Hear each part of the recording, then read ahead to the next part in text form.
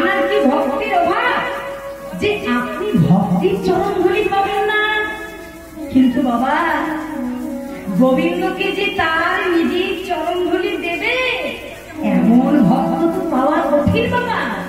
সবাই তো গোবিন্দকে তার চরণ ধুলি দেবে না। কিন্তু নারদ মুনি যে একজন গোবিন্দের ভক্ত, কি গো মা, নারদ মুনি কি পারত না বাবা যে তার চরণ ধুলি গোবিন্দকে দিতে? নারদ যদি নিজের চরণ ধুলি গোবিন্দকে দিত তাহলে তো গোবিন্দের জ্বালা দূর হতো। কিন্তু নারদ মনে মনে চিন্তা করছে, আমিও তো গোবিন্দকে ভালোবাসি, আমিও তো গোবিন্দকে ভালোবাসি, কিন্তু আমি আমার চরণ ধুলি দেব না। কেন? যদি আমি আমার চরণ ধুলি দিই তাহলে যে আমার অন্যায় হবে, আমার অপরাধ হবে। আমার চরণ ধুলি আমার গোবিন্দকে, প্রভু আপনি একটু অপেক্ষা করুন, আমি যাব আর আসব। এই বলে নারদ মুনি গেলেন স্বর্গে দেবতাদের কাছে। দেবতাদের কাছে গিয়ে যেই না বলেছে, দেবতাগণ বলছে, নারদ তুমি এই কি বলছো নারদ, আমাদের চরণ ধুলি আমাদের গোবিন্দকে? না না না, আমরা তো কিছুতেই আমাদের চরণ ধুলি আমাদের গোবিন্দকে দিতে পারবো না। যখন স্বর্গে দেবতাদের কাছে চরণ ধুলি পেলেন না, সকলের কাছ থেকে বিদায় হলি কেউ যখন তাদের চরণ ধুলি দিলেন না, অবশেষে এলেন কোথায় না বৃন্দাবনের ব্রজগোপীদের কাছে। রাধে রাধে। ওমা, এই বৃন্দাবনের ব্রজগোপীদের মতো গোবিন্দকে কেউ ভালোবাসতে পারবে না।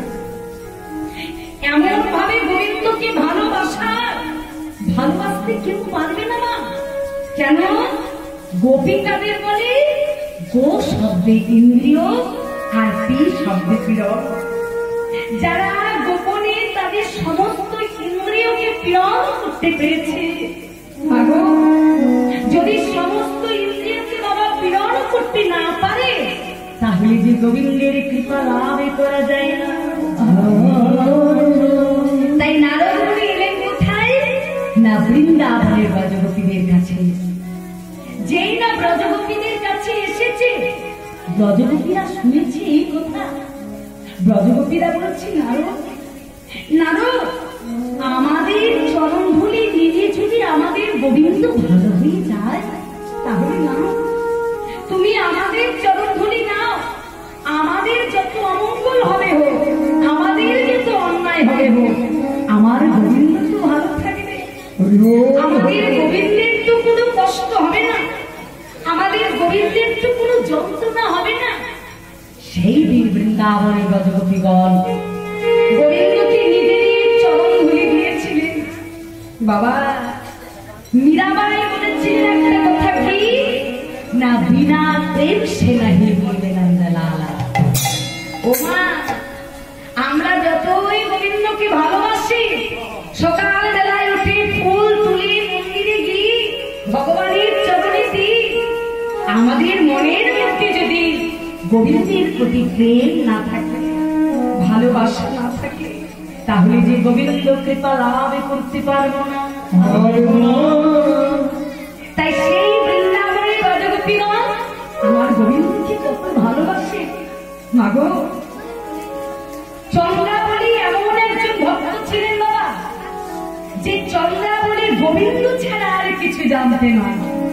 ওমা, চন্দ্রাবলীর মনের আশা ছিল কি না, আমি কোনদিন আমার গোবিন্দকে আমার কাছে পাবো। যেদিন আমি আমার গোবিন্দকে কাছে পাবো সেদিন আমি গোবিন্দকে কিছুতেই ছেড়ে দেব না। আমার গোবিন্দকে আমি মনের মতো করে সাজিয়ে আমার গোবিন্দের সেবা করব। তাই চন্দ্রাবলী নীতি নীতি বাবা কুঞ্জ সাজিয়ে গোবিন্দের আশার প্রতীক্ষায় পথপানে চেয়ে বসে থাকে। আজ গোবিন্দ আমার রাধারানীর কুঞ্জে যেতে চলেছে মা, কিন্তু মা রাধারানীর কুঞ্জে যেতে হলে কি করতে হয় জানেন না গো? রাধার কুঞ্জে যেতে হলে গোবিন্দকে আগে চন্দ্রাবলীর কুঞ্জটা পেরোতে হবে, তবেই কিন্তু রাধার কুঞ্জে যাওয়া যাবে। গোবিন্দ আমার চন্দ্রাবলীর কুঞ্জের কাছে এসে গোবিন্দ আমার থমকে দাঁড়ালেন। দেখি আমি চন্দ্রাবলীর কুঞ্জটা পেরিয়ে আমি কেমন করে রাধার কুঞ্জে যাব? কারণ চন্দ্রাবলী হচ্ছে আমায় ভালোবাসে, চন্দ্রাবলী হচ্ছে আমাকে ছাড়া কিছু জানে না। কারণ ভগবানের তো উচিত ভক্তির মনোবাসনা পূর্ণ করা, ভক্তির মনোবাসনা পূর্ণ না করলে ভগবানের যে অন্যায় হবে। কিন্তু তাও বাবা গোবিন্দ আবার নিজেকে একটু সামলে নিয়ে গোবিন্দ তার চরণে নুপুরকে বলছেন, নুপুর তুমি যেন এখন বেজো না। ওমা যেই না নুপুরকে বলেছে নুপুর তুমি যেন এখন বেজো না, উত্তরে নুপুর বললেন, হে গোবিন্দ বলি তুমি আমাকে বাঁচতে বারণ করছো কেন? কেন বারণ করছি জানো? তুমি যদি এক্ষুনি বেজে ওঠো আর সেই নুপুরের ধ্বনি যদি চন্দ্রাবলী শুনে নাই, তাহলে তো চন্দ্রাবলী আমাকে কিছুতেই ছেড়ে দেবে না, আমার তো রাধার কুঞ্জে যাওয়া হবে না। রাধানী কি জানি কথা দিয়েছে। কিন্তু ওমা নুপুর কত বড় ভক্ত দেখুন বাবা। ওমা সবাই তো গোবিন্দের ভক্ত, কিন্তু নুপুর যে চরণে থাকে সে কিন্তু বড় ভক্ত। কারণ গোবিন্দ চরণ লাভ করা এত সোজা নয় মানুষ। গোবিন্দের চরণ, আমরা তো গোবিন্দের চরণ পাওয়ার জন্য সকলে গোবিন্দকে ডাকি। তাই নুপুর বলছে, গোবিন্দ তুমি যে আমাকে বাজতে বারণ করছো যে আমি এখন বাজবো না, কিন্তু প্রভু একটা কথা জানো তো, যে জন কৃষ্ণ ভজে সে বড়ই চতুর হয়। তাই না মা? যে কৃষ্ণ ভজে ভগবান আমার চতুরের শিরোমণি গোবিন্দ, কিন্তু ওই চতুরের শিরোমণিকে যদি কেউ ভজনা করতে পারে সে যে আরো চতুর হয়ে যায়। যে জন কৃষ্ণ ভজে সে বড়ই চতুর। কেন মা, কেন বাবা এই কথাটি বললাম যে জন কৃষ্ণ ভজে সে বড়ই চতুর? না তার একটি ছোট্ট প্রমাণ বাবা। কি না, একজন ভক্ত ছিলেন বাবা। ওমা একজন ভক্ত ছিলেন কে না অন্ধ, একজন অন্ধ বৃদ্ধ ভক্ত ছিলেন। সেই অন্ধ বৃদ্ধ ভক্ত কি করতেন? নীতি নীতি গোবিন্দকে ডাকতেন। বাবা সেই গোবিন্দ ছাড়া কিছু জানতো না বাবা। নীতি নীতি গোবিন্দকে মনের মতো করে সেবা করতেন আর নিজের মন প্রাণ ইন্দ্রিয় ফুল দ্বারা গোবিন্দকে এক মনে ডাকতেন। তাই সেই ভক্তের ডাকে ভগবান না থাকতে পেরে ওমা ভগবান একদিন করল কি না, সেই অন্ধ ভক্তের কাছে এসে দাঁড়ালেন। হে ভক্ত, আমি তোমার সাধনায় সন্তুষ্ট, বলো তুমি আমার কাছে কি বর চাও? তখন অন্ধ বৃদ্ধ ভক্ত বললেন, হে প্রভু, হে দয়াময় পতিত পাবন, তোমার কাছে আমি এই বর চাই, তিনটি বর চাই। কি এই তিনটি বর? কি না, তুমি আমার একমাত্র পুত্র, তার যেন বিবাহ হয়ে যায়।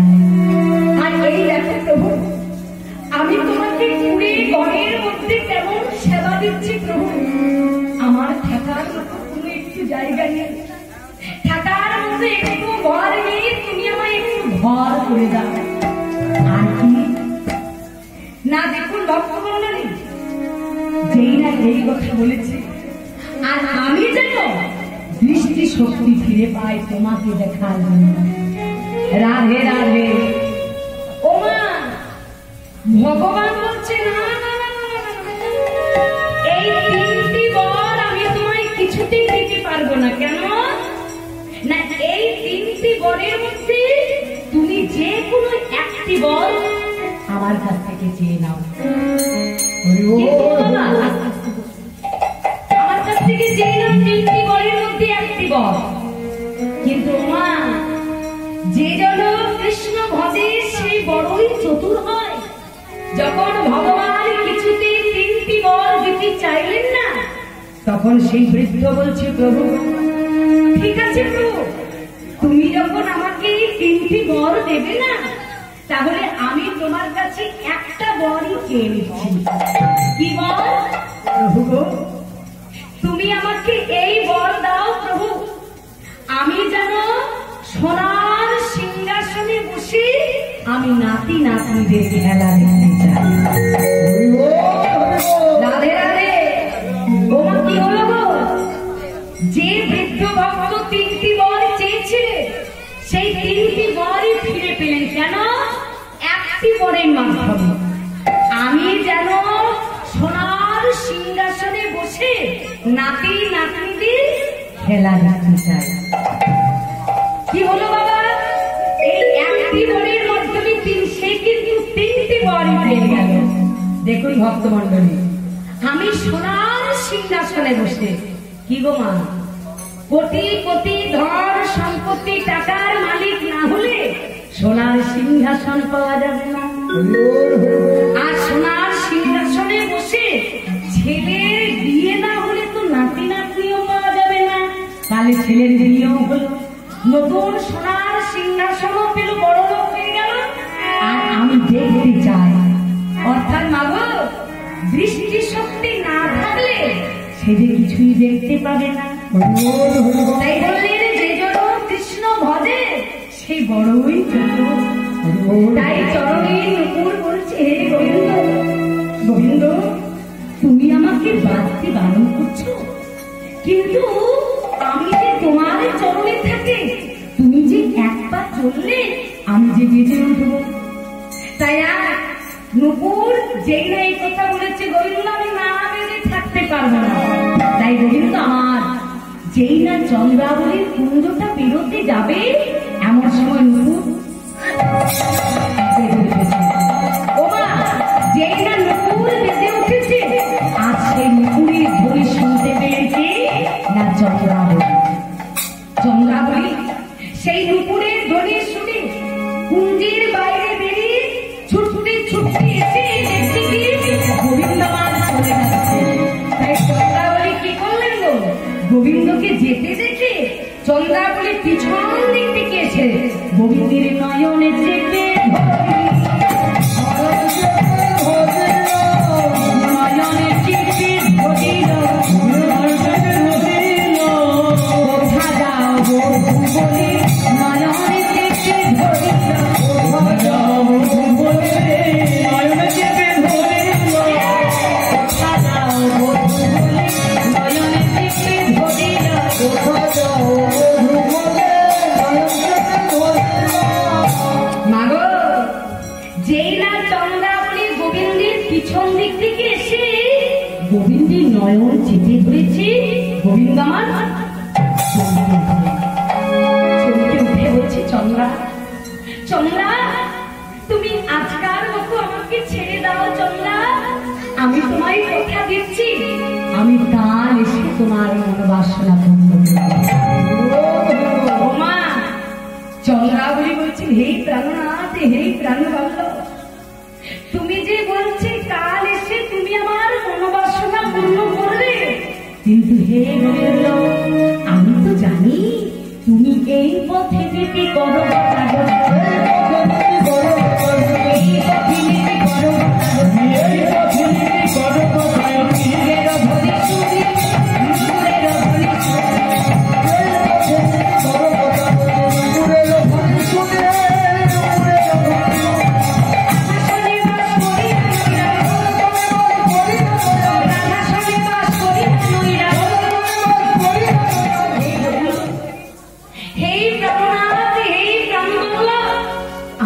মনের আশা, তুমি তো নিজ মুখে বলেছ, তুমি তো নিজ মুখে বলেছ, হে গোবিন্দ তুমি তো নিজ মুখে বলেছ যে ভক্ত আমাকে যেভাবে ভজনা করে সেই ভক্তের মনোবাসনা সেইভাবে পূরণ করি।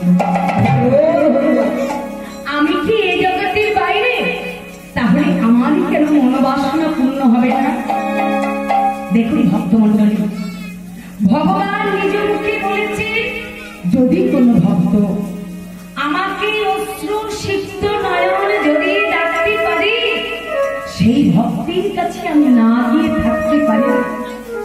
কারণ আমি যে ভক্ত বড় ভালোবাসি বাবা, ভগবান যে ভক্তকে বড় ভালোবাসি, কিন্তু ভগবান কি করে, যে বেশি গোবিন্দকে ভালোবাসবে না, দেখবে গোবিন্দ কিন্তু তাকে কঠোর পরীক্ষা করে, দেখে নেন যে এই ভক্ত সম্পূর্ণরূপে তার মন প্রাণ সবকিছু আমার পদে অর্পণ করতে পেরেছে। বাবা, ভগবান ভক্তকে কঠোর পরীক্ষা করে, তারপর কিন্তু ভক্তির মনোবাসনা বলে। হে গোবিন্দ, হে প্রাণনাথ, হে প্রাণবল্লভ, তুমি তো নিজ মুখে বলেছ যে ভক্ত আমাকে যেভাবে ভজনা করে, সেই ভক্তির মনোবাসনা আমি সেইভাবে পূরণ করি।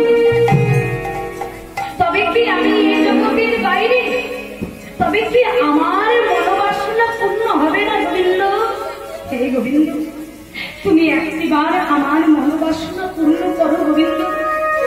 আমি যে তোমার চরণ ছাড়া কিছু জানি না, আমি যে সদা সর্বদা তোমার চরণ সেবা করে থাকি।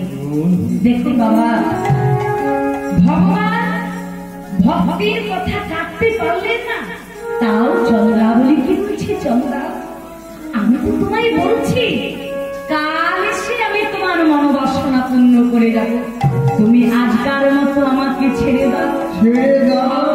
চন্দ্রা বলি তুমি যে আমার, আমি যে তুমি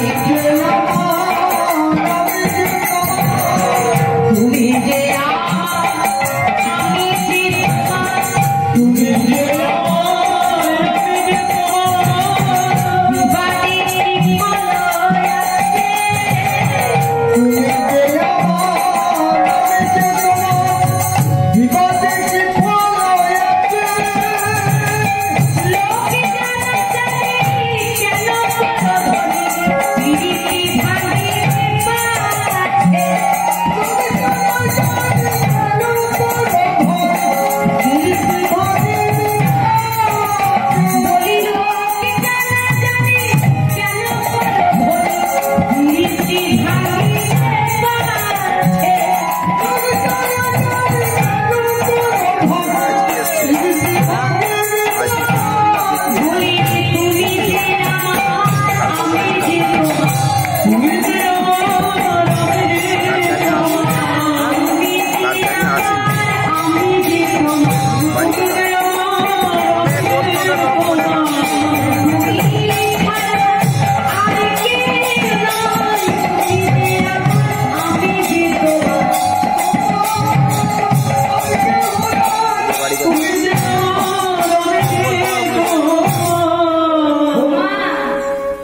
গোবিন্দ চন্দ্রাকে এত কিছু বুঝালেন, কিন্তু চন্দ্রা কিছুতেই বুঝতে পারলেন না। চন্দ্রা বলছেন, হে গোবিন্দ, আমি যখন তোমাকে আমার এই শূন্য হৃদয় আকাশে পেয়েছি, আজ আমি তোমাকে আমার এই শূন্য হৃদয় মাঝে বেঁধে রাখবো, দেখি দেখুন তুমি কেমন করে আমার কাছ হতে চলে যাও। আজ আমি তোমাকে কিছুতে আমার কাছ থেকে যেতে দেব না, আজ আমি তোমাকে আমার এই হৃদয় আকাশে বেঁধে রাখবো। ও বাবা, গোবিন্দ আমার ভক্তির কথা কাটতে পারলেন না। মাগো, গোবিন্দ আমার চন্দ্রাবলীর কথা কাটতে পারলেন না, তাই চন্দ্রাবলী গোবিন্দকে সঙ্গে করে নিয়ে গেলেন কোথায়? চন্দ্রাবলী গোবিন্দকে সঙ্গে করে নিয়ে বাবা নিজের কুঞ্জে গেলেন। কুঞ্জে গিয়ে কি করলে জানেন মা? গোবিন্দকে নিজের মনের মতো করে সাজালেন, সাজিয়ে সারা নিশি গোবিন্দের সেবায় লেগে রইলেন। সারা নিশি গোবিন্দের সেবা করছে, আর এদিকে শ্রীমতী রাধারানী আমার অষ্ট সখীকে সঙ্গে রয়ে আর কুঞ্জ মাঝে বসে আছে। যেই না কেশর কুঞ্জে বসে আছে, রাধারানী বলছে, ললিতা, ওরে ও ললিতা, একটিবার চেয়ে দেখ। হ্যাঁ রে, আমার মাধব তো আমার কুন্দে এলো না। হ্যাঁ রে সখী, মাধব আমাকে কথা দিয়েছিল আমার কুন্দে আসবে। আমি সারা ললিতা রে, জেগে বসি, হরি বল হরি বল। এলো না তোষা, এলো না তোষা, এলো না তোষা, সারা জেগে বসি, এলো না তোষা, এলো না তোষা, এলো না তোষা, যার সরি মালা ওরে ললিতা রে,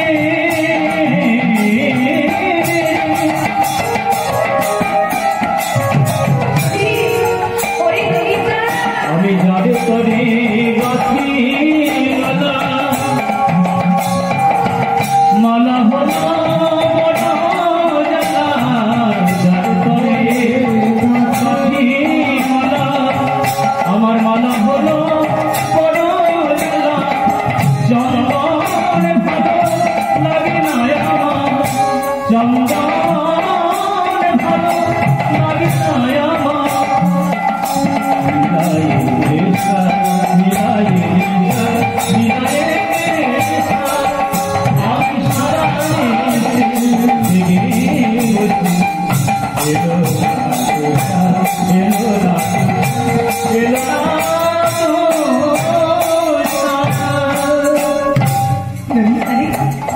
ললিতা, একবার চেয়ে দেখ, আমি আমার মধুর জন্য কেমন সুন্দর করে মালা গেঁথেছি আমার মধুর গলে পরাবো বলি। কিন্তু ললিতা রে, নিশি প্রভাত হতে চলল, এখন যে আমার মাধব এলো না সখী। ওরে ওরে ললিতা রে,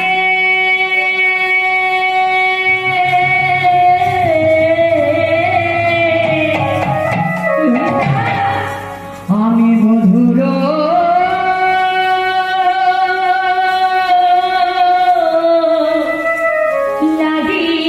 লাগিয়া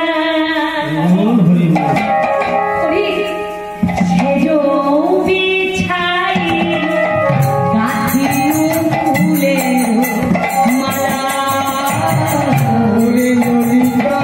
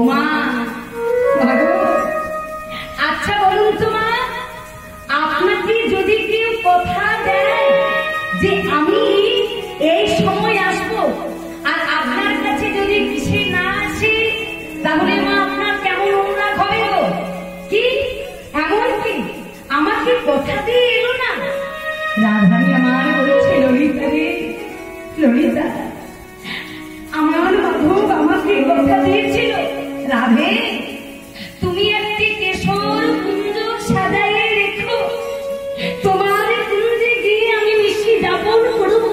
ললিতা, তোরা তো জানিস ললিতা, আমি কত যত্ন করে আমার বধূর জন্য একটি কুঞ্জ সাজালাম। সখীরে, আমার গোবিন্দকে গলায় মানাবে বলে অনুরাগে সুতো দিয়ে একখানি মালা গাঁথলাম, বধূর গলে পরাবো বলে ধূপ দিলাম, দীপ জ্বালালাম, তাম্বুর সাজালাম আমার গোবিন্দের সেবা করবো বলে। কিন্তু ললিতারে, আমার গোবিন্দ যে আমার কুঞ্জে এলো না সখী।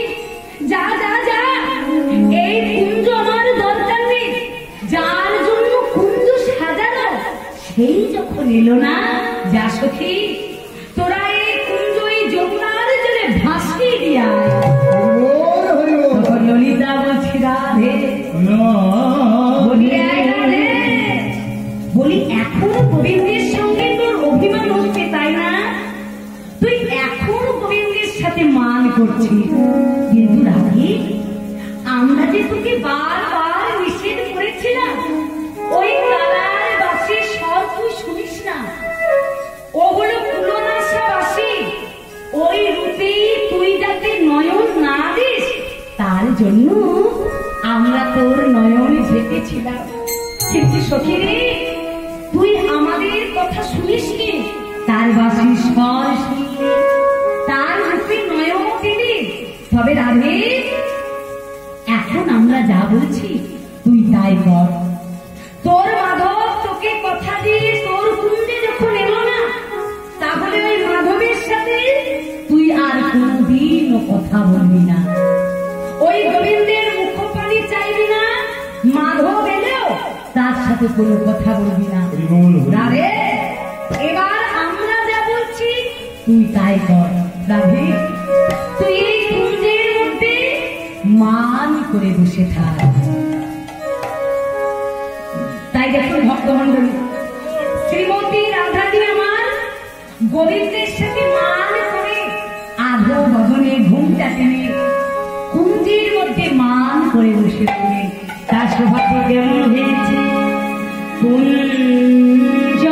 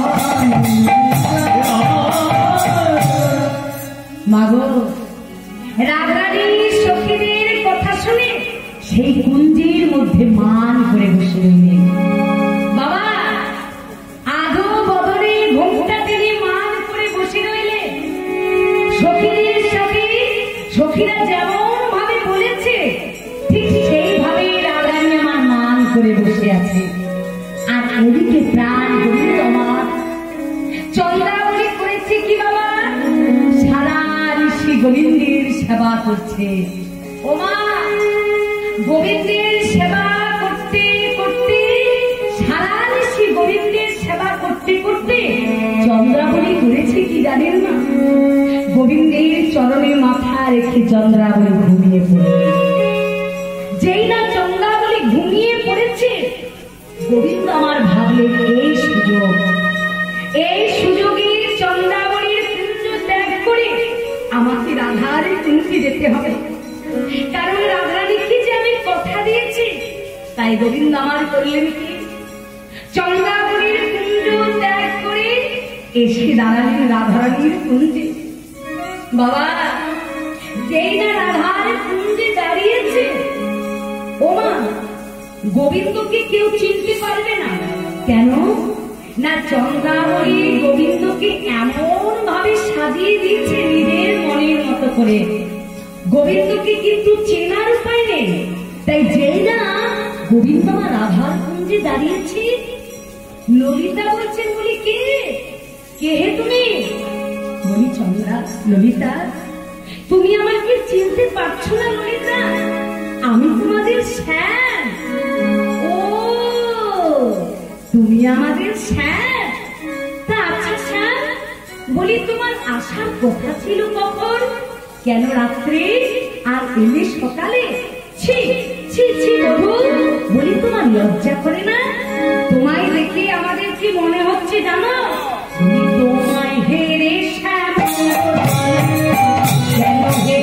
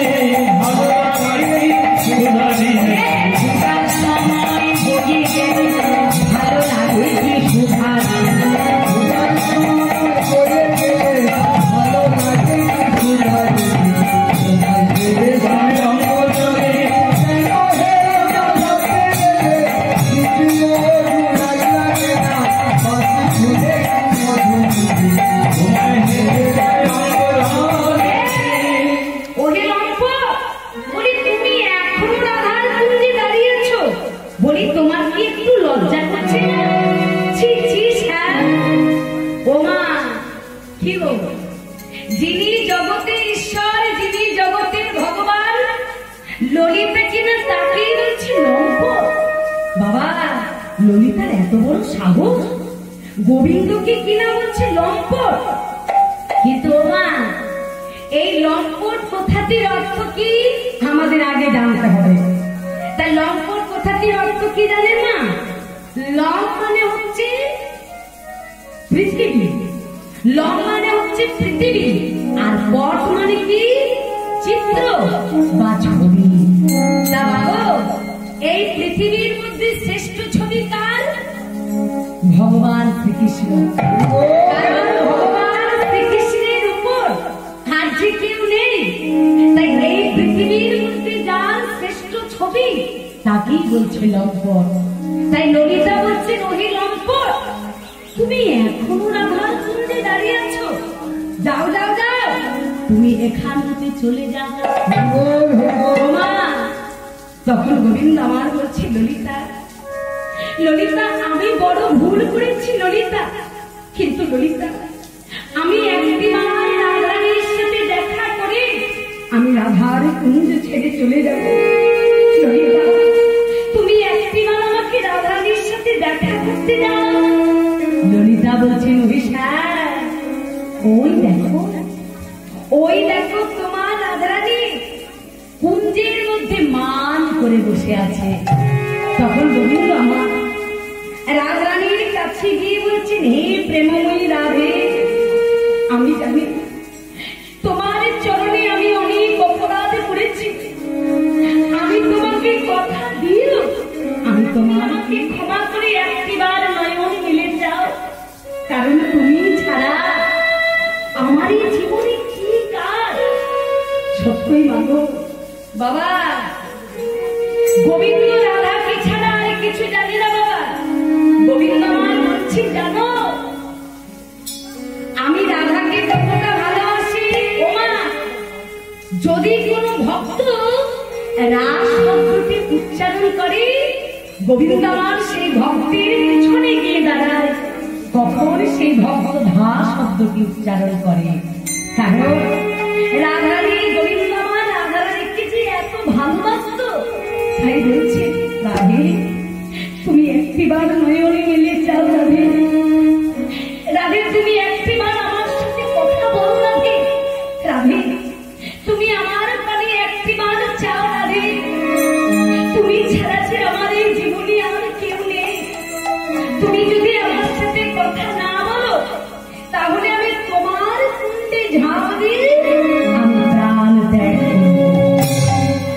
ওমা, গোবিন্দ আমার যে রাধার চরণ তলে বসে বসে কাঁদছে, কি গো রাধারানী আমার গোবিন্দের কথার উত্তর দিচ্ছে না কেন? গোবিন্দের মুখপানে চাইছে না কেন?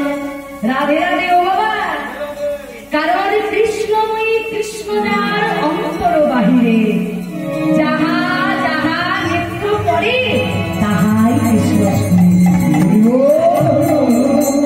ওমা, আচ্ছা মাগো, আপনি যদি নয়ন মুদ্রিত করে, নয়নটা বন্ধ করে যদি অন্তরে গোবিন্দকে পান, তাহলে বাইরে আপনার সম্মুখে যদি স্বয়ং গোবিন্দ আসে, আপনি কিন্তু সেই গোবিন্দকে চাইবেন না। কেন? অন্তরে গোবিন্দকে চাওয়া মাত্রই রাধারানী আমার মনে মনে চিন্তা করুন, এই তো আমার গোবিন্দ আমার কাছে আছে, তাহলে বাইরে কৃষ্ণকে চাইবে কেন? রাধারানী গোবিন্দ আমার রাধার কাছে এত মান সাধনা করেও যখন রাধারানীর মান ভাঙল না, তখন গোবিন্দ আমার কি করছে গো? রাধারানীর চরণে ধরে মান সাধনা করছে। কেমন ভাবে চরণে ধরে মান সাধনা করছেন বাবা? উকিবাদ হুকা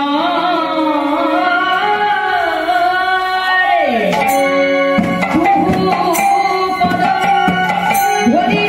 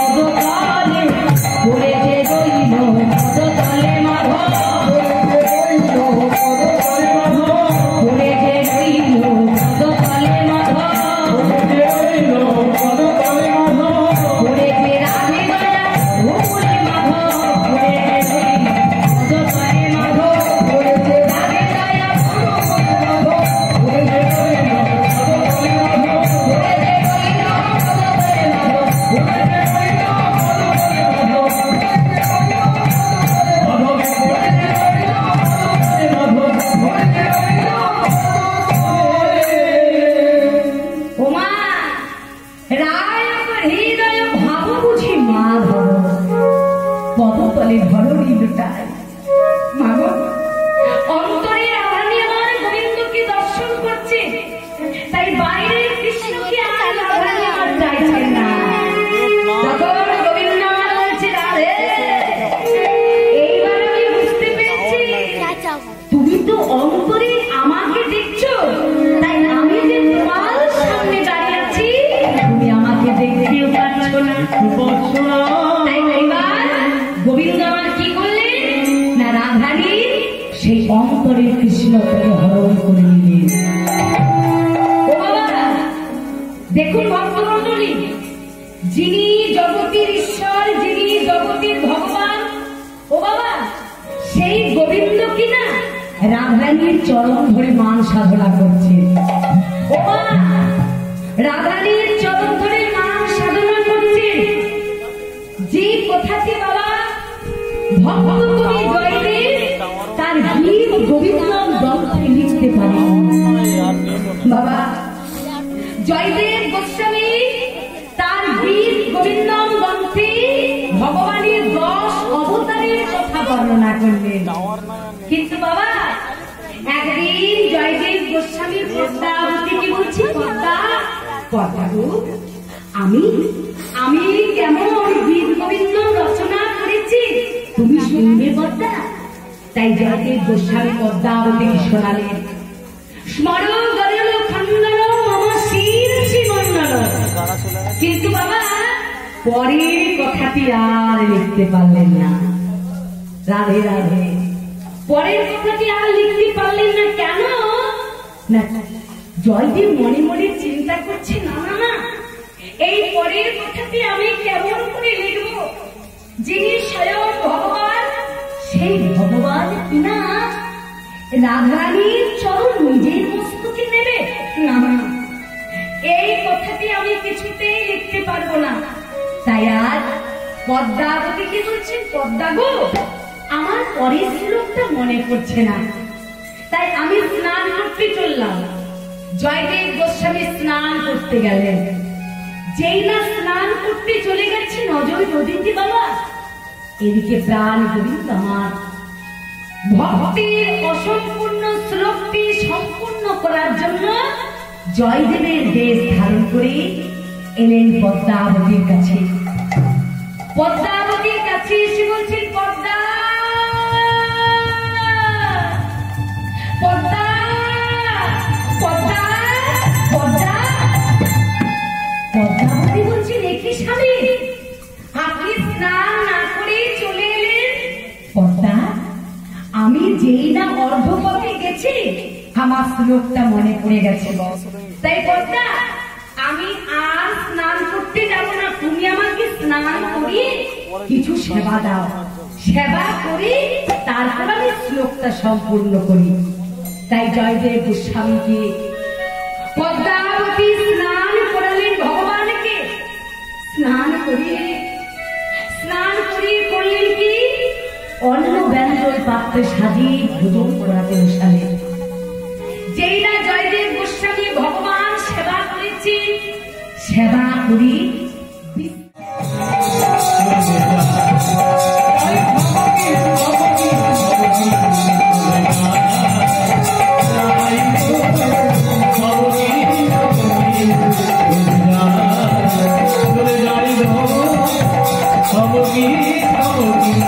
চলে যা